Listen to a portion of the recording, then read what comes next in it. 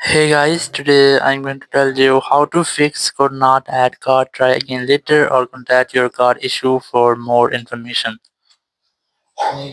If you're trying to add card into your Apple Wallet or your Apple Cash app and you're having the issues, let's see how can you fix.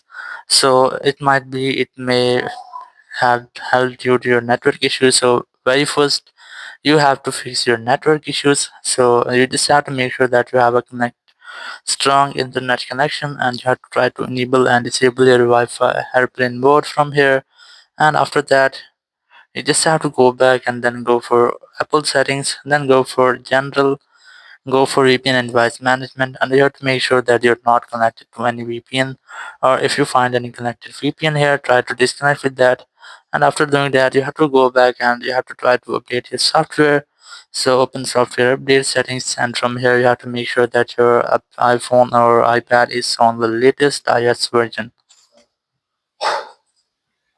And after doing that, you just have to go back and then go for transfer reset iPhone, select reset network settings, and here enter your passcode.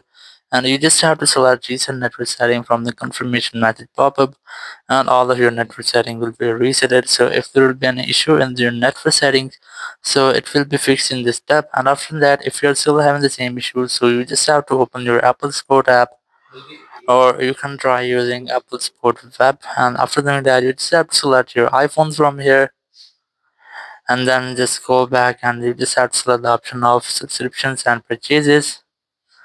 And from here, you just have to select any option relatable to your problem. So I'm going to select this one.